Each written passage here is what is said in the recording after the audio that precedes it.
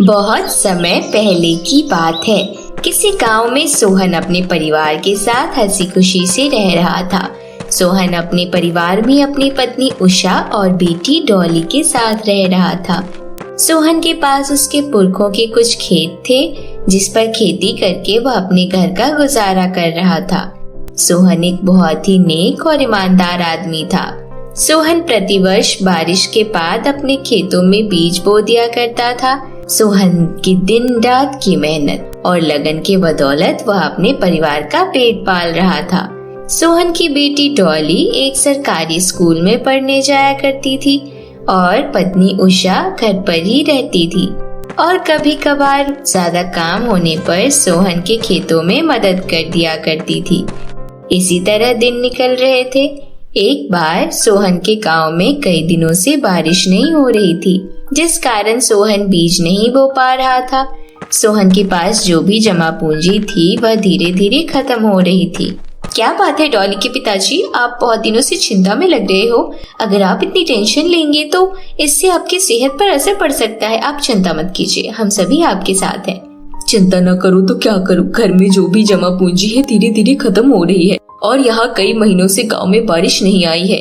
गांव के अमीर किसान तो इंजन लगाकर पानी खेतों में भर रहे हैं, परंतु मुझ गरीब के पास इतने पैसे नहीं कि मैं इंजन से पानी लगा सकूं। मुझे तो समझ नहीं आता कि मैं क्या करूं।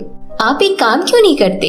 हमारे खेत में जो पुराना कुआं है, क्यों ना हम इसकी सफाई करके उसको ठीक कर लें और क्या पता इससे पानी आने लगे। नहीं उषा, इसका कोई फायदा नहीं है। इतने वर्षों से इस कुएं का इस्तेमाल नहीं हो पा रहा है। मुझे नहीं लगता है इसमें पानी होगा।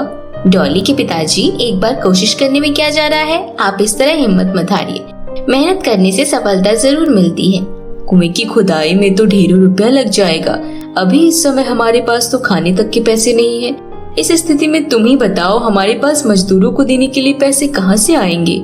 मजदूर क्यों रखने हैं? हम दोनों खुद ही मिलकर कोई खुदाई कर लेंगे और फिर भला जब तक पानी नहीं आ जाता हमारे पास काम ही क्या है। हमें एक बार मेहनत जरूर करनी चाहिए।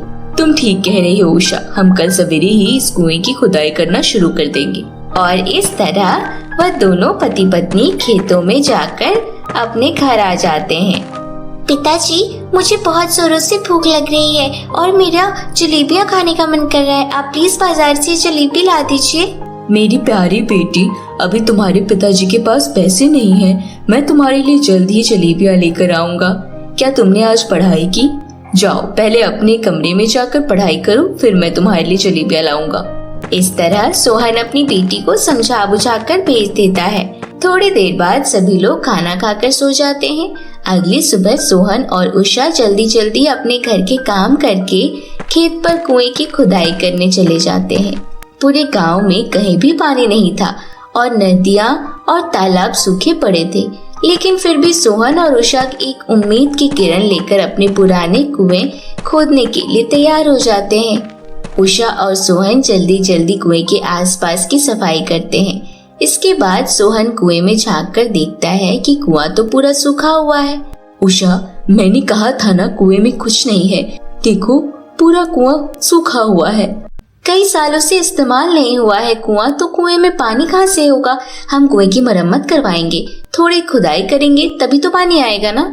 सोहन उषा की बात मानकर कुएं के अंदर चला जाता है। अंदर जाकर सोहन कुएं की खुदाई करता है। उषा भी उसकी मदद करने के लिए कुएं की मिट्टी बाहर निकालती है। इसी तरह कुएं की सफाई करते करते सोहन को पूरा एक हफ्ता गुजर चुका था, परंतु उन दोनों को पानी की कोई बूंद भी नजर नहीं आ रही थी। एक दिन हिम्मत हारकर सोहन कुएं के पास बैठ जाता है। अब तो पूरा एक हफ्ता बीत चुका है और पानी की एक बूंद भी नजर नहीं आ रही। इतने वर्षों से इस कुएं का इस्तेमाल नहीं हो रहा है। हमें खेती बाड़ी छोड़ देनी चाहिए और शहर जाकर कुछ काम करना चाहिए। अभी कुछ दिन और मेहनत कीजिए डॉली के पिताजी, हमें इतनी जल्दी हिम्मत नहीं हारनी चाहिए। नहीं हुआ तो क्या हुआ, ऐसे क्यों सोचे?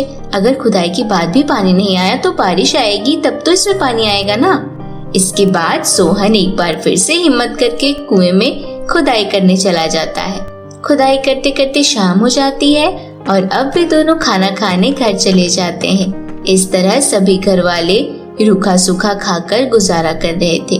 दिन भर का थका हुआ सोहन गहरी नींद में सो रहा होता है कि तभी सोहन के सपने में एक परी आती है और कहती है, सोहन, तुम बहुत ही ईमानदार और मेहनती आदमी हो। मैंने देखा किस तरह तुमने इतने दिनों से उस पुराने कुएं को वापस से जिंदा करने की सोची।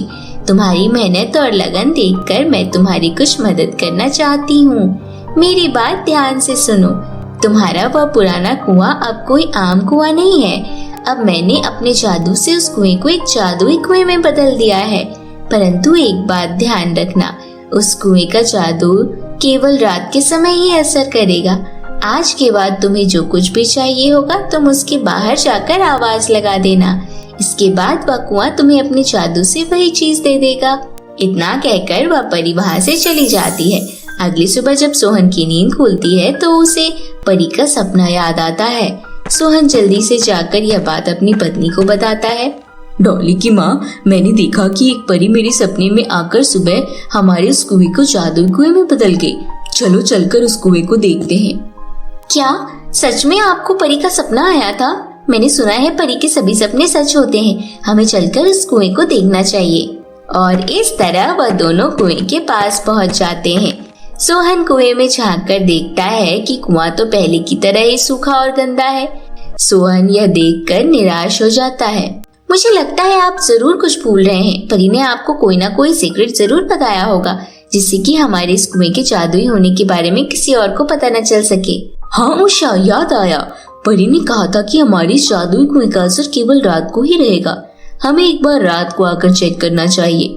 इतना कहकर वो दोनों पति पत्नी वापस घर चले जाते हैं। आज सोहन दिन भर घर पर ही रहकर अपनी बेटी के साथ समय व्यतीत करता है और उसे ढेर सारी ज्ञान की बातें बताता है। इसी तरह रात हो जाती है। सोहन अपनी बेटी को खाना खिलाकर सोने भेज देते हैं। इसके बाद वे दोनों खेत पर जाते हैं। प्यारे कुएं, हमारे गांव में कई दिनों से वर्षा नहीं हुई है, जिस कारण हमारे खेत में सूखा पड़ा हुआ है। क्या तुम अपने जादू से हमारे खेतों को पहले की तरह हरा भरा कर सकते हो? सोहन के इतना कहते ही पूरे गांव में जोरों से बारिश होने लगती है। यह देख सोहन और उषा आश्चर्यचकित रह जाते हैं और उन्हें कुएं के जादुई होने पर विश्वास हो जाता है। दोनों पति पत्नी कुएं का धन्यवाद देते हैं और वहां से खुशी खुशी अपने घर चले जाते हैं। अगले दिन सोहन खेतों पर पहले की तरह मेहनत मजदूरी करता है और बीज बो देता है। रात होने पर सोहन वापस अपने खेत पर आता है और जादुई कुएं से कहता है, हे जादुई कुआं, मेरी बेटी का बहुत दिनों से जलेबियां खाने का मन है। कृपया मुझे कुछ जलेबी दे दीजिए। सोहन के इतना कहते ही कुआं खुश होकर सोहन को दूध और जलेबियां दे देता है। सोहन खुशी खुशी दूध जलेबी लेकर अपने घर आ जाता है। उठो मेरी प्यारी बेटी, देखो पिताजी तुम्हारे लिए दूध जलेबी लाए हैं। जल्दी से इन्हें खाकर फिनिश करो। थैंक यू पिताजी, मुझे दूध जलेबियाँ बहुत पसंद है। इस तरह डॉली खुशी खुशी अपने पिताजी के साथ दूध जलेबी खा लेती है। उस दिन के बाद सोहन को जिस भी चीज की जरूरत होती वह उस जादुई कुएं से मांग लिया करता था। धीरे धीरे करके सोहन और उषा बहुत अमीर हो जाते हैं। जादुई कुएं की मदद से उषा के पास ढेर सारी ज्वेलरी और अच्छे अच्छे लहंगे हो गए थे। यहाँ सोहन ने अपनी बेटी डॉली का एडमिशन एक बड़े प्राइवेट स्कूल में करा दिया था। कुएं की ढेर सारी धन दौलत के बाद भी सोहन खेती बाड़ी करना बंद नहीं करता है और अपने परिवार के साथ हंसी खुशी से रहने लगता है। तो मेरे प्यारे दोस्तों, कैसी लगी आपको हमारी यह कहानी? हमें कमेंट करके जरूर बताइएगा और यदि कहानी अच्छी लगी हो तो इसे अपने दोस्तों के साथ शेयर भी जरूर कीजिएगा। तो फिर मिलती हूँ आपसे ऐसे ही किसी नई इंटरेस्टिंग मजेदार हिंदी कहानी के साथ। तब तक के लिए बाय बाय दोस्तों।